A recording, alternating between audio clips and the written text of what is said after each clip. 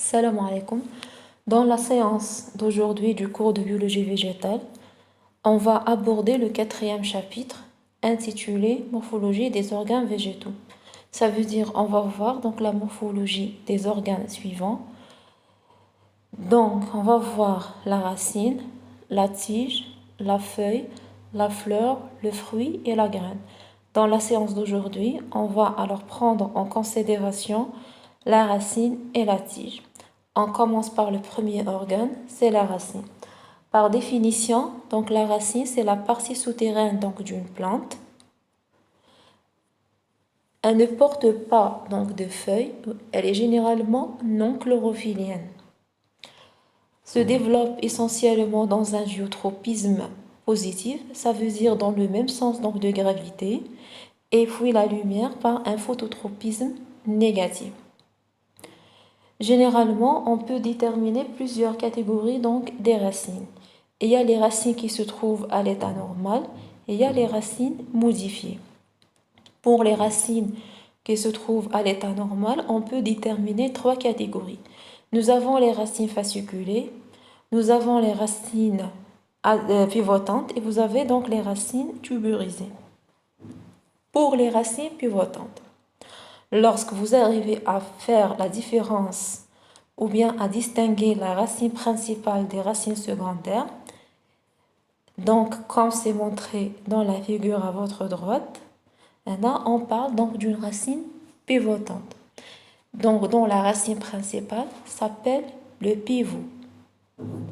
Ce système racinaire caractérise essentiellement les dicotylédones, comme donc le cas donc des carottes. Les carottes sont caractérisées par un système racinaire pivotant. Deuxième type, ce sont les racines fasciculées. Lorsqu'on ne peut pas faire la différence ou bien distinguer la racine principale des racines secondaires, maintenant on dit que la racine elle est fasciculée. Ce système racinaire caractérise essentiellement les monocotylédones. Par exemple, pour la céleri, vous remarquez bien que toutes les racines sont semblables. On ne peut pas distinguer la racine principale des racines secondaires. C'est pour ça qu'on dit que ce système racinaire est fasciculé. Troisième catégorie, ce sont les racines tuberisées. Les racines tuberisées, ce sont essentiellement les racines qui sont spécialisées au stockage des réserves nutritives. Quand par exemple vous avez les carottes, vous avez donc les betteraves, ainsi de suite. Pour les modifications donc des racines, on va voir 6 cas. Vous avez les racines adventives, vous avez donc les racines crampantes, suçoires, respiratoires, échasses et contreforts. On commence par les racines adventives.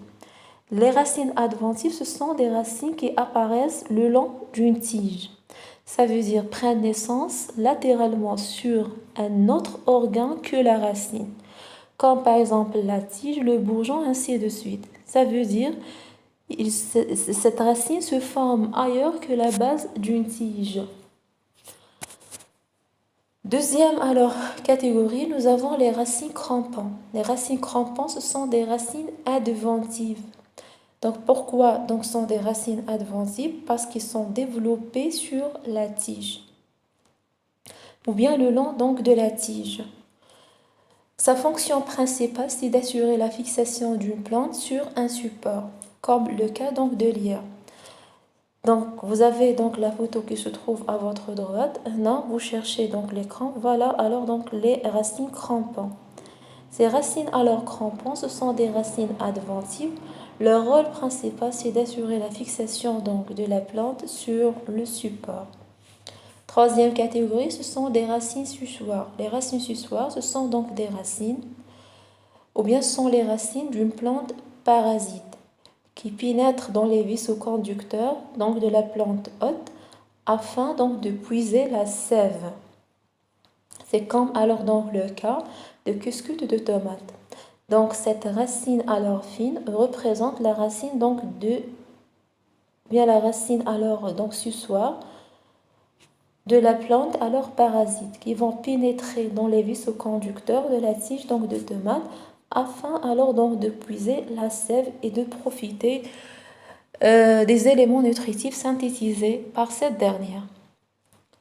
Les racines maintenant pneumatophores ou bien les racines respiratoires, comme leur nom l'indique, donc ce sont des racines qui sont spécialisées à la respiration, ça veut dire développées par certaines plantes qui se trouvent dans les endroits inondés, ça veut dire dans les endroits là où il y a très peu d'oxygène, ça veut dire afin d'assurer une bonne respiration donc de la plante.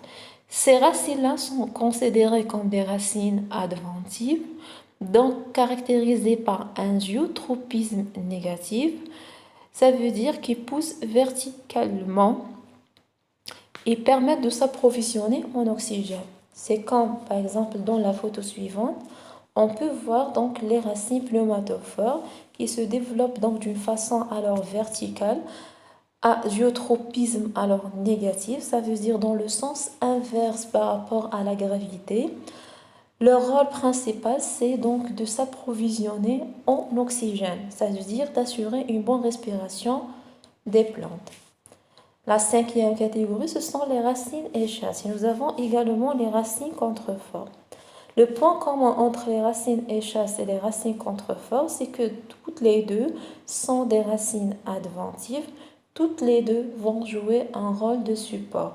La différence entre les racines échasses et les racines contreforts, c'est que les racines échasses donc se développent au niveau donc des troncs. Donc par contre, les racines à leur contrefort poussent sur les rameaux. Comme on voit ici, donc vous voyez que les racines échasses donc poussent au niveau donc des troncs. C'est pour assurer une bonne fixation des plantes.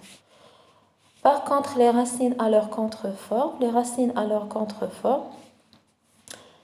regardez, poussent donc essentiellement au niveau donc des branches, ça veut dire au niveau des tiges à leur secondaire. Et ils vont jouer donc le même rôle. Ils vont jouer donc le même rôle que les racines échasses, donc rôle de support. Le deuxième organe qu'on va voir ensemble, c'est bien la tige. La tige, généralement, c'est alors la partie aérienne donc d'une plante, se caractérise par un phototropisme positif, ça veut dire suit la lumière, et se caractérise par un géotropisme négatif. Donc, dans une tige, on peut donc rencontrer plusieurs catégories de bourgeons. Nous avons le bourgeon alors terminal, vous avez donc le bourgeon alors axillaire. Pour alors le bourgeon terminal, généralement, lorsque l'extrémité donc de la tige est recouverte par un bourgeon, donc ce bourgeon s'appelle un bourgeon terminal. Et lorsque ce bourgeon il se trouve à l'aisselle donc des feuilles, on parle donc d'un bourgeon axillaire. Pour alors les différentes catégories donc des tiges, on peut trouver plusieurs types. Nous avons les tiges aériennes, nous avons les tiges souterraines et on a d'autres types qu'on va voir ensemble. Premièrement, pour les tiges aériennes, on peut rencontrer plusieurs catégories. Nous avons les tiges dressées, nous avons les tiges rampantes, grimpantes, les cladodes, les tiges succulentes et les rameaux épineux. Premièrement, pour les tiges dressées, ce sont alors donc des tiges qui poussent alors verticalement ou bien l'axe alors principal, elle est dressée donc d'une façon verticale. Donc on peut rencontrer trois cas pour les tiges dressées. Nous avons les troncs des arbres, nous avons les stipes donc de palmiers et nous avons donc les champs de graminées. Tout le monde sait ça veut dire quoi les troncs donc des arbres. Pour les stipes maintenant donc des palmiers, voilà donc le stipe de palmier. Ce n'est pas un véritable donc tronc, mais donc il résulte de l'enchaînement des chutes donc des feuilles au fur et à mesure. Et pour ce qui concerne donc le champ donc de graminées, le voilà. Donc ce sont des tiges qui sont creuses ou bien vides à l'intérieur. Voilà alors donc la photo suivante. On représente ce qu'on appelle le stipe donc de palmier à gauche et les champs donc de bambou à droite. Deuxième catégorie, ce sont les tiges rampantes. Les tiges rampantes ou bien sont appelées les tiges donc, ou bien le stolon. Le stolon, ce sont alors donc des tiges qui poussent horizontalement. Ils ont alors donc la caractéristique suivante. Le bourgeon alors donc terminal a donc la propriété de s'enraciner au sol pour donner donc une nouvelle alors plante. C'est comme donc le stolon donc de frisier.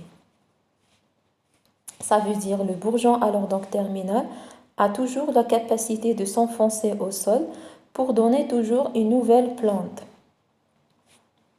Troisième catégorie, ce sont alors les tiges grimpantes. Les tiges grimpantes, ce sont des tiges qui sont dressées verticalement en s'aidant d'un support. Ça veut dire donc il ne reste dressé qu'en présence donc de ce support. Donc on peut citer comme exemple les racines crampons. Les racines crampons vont fixer donc la plante sur le support. C'est pour ça donc que cette tige reste toujours dressée verticalement, comme donc le cas de l'IA. Quatrième catégorie, ce sont les cladodes. Les cladodes sont essentiellement des tiges aplaties, chlorophylliennes et qui ressemblent énormément aux feuilles. Ça veut dire lorsqu'on remarque ou bien on regarde les cladodes, on pense dans un premier temps qu'il s'agit donc des feuilles parce qu'ils ont l'apparence donc d'une feuille. Mais pour faire la différence entre les cladodes donc, et les feuilles, il faut chercher donc les fleurs. Si vous trouverez que les fleurs se trouvent donc à l'intérieur, donc vous confirmez qu'il s'agit donc des tiges. Cinquième catégorie, nous avons les tiges alors succulentes. Les tiges succulentes, ce sont des tiges qui sont charnues et gorgées d'eau parce qu'elles contiennent donc le parenchyme aquifère. Donc, on trouve ce genre donc, des tiges généralement chez les plantes qui sont adaptées à la sécheresse. C'est comme par exemple les cactacées. Les rameaux épineux, ce sont des tiges alors secondaires à croissance limitée. Leur bourgeon alors donc terminal durcé et se transforme en épines. Voilà, c'est comme l'aiguillon donc de rosier. Les tiges maintenant souterraines. Pour les tiges souterraines, on peut alors trouver trois catégories ou bien trois cas.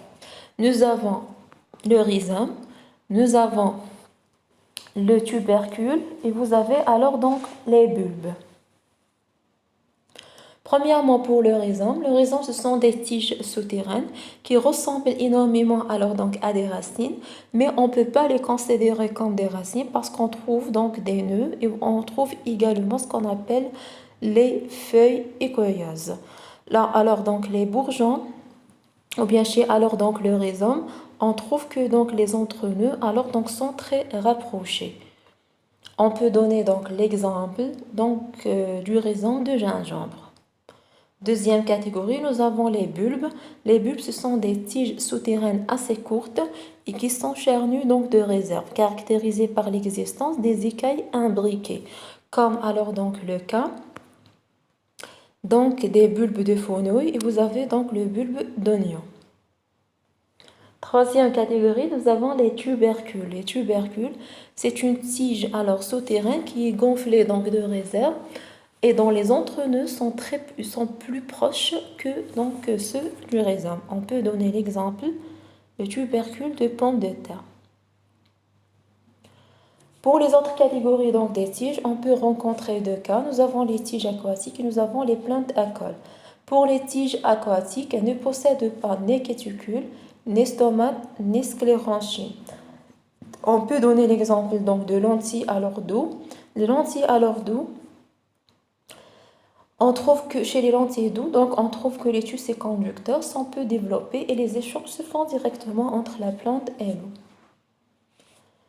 Finalement, on termine par les plantes à col. Les plantes à col, ce sont donc des plantes qui ne possèdent pas de véritable tige, ou même si la tige elle existe, elle est vraiment très réduite, ou bien même elle est presque absente.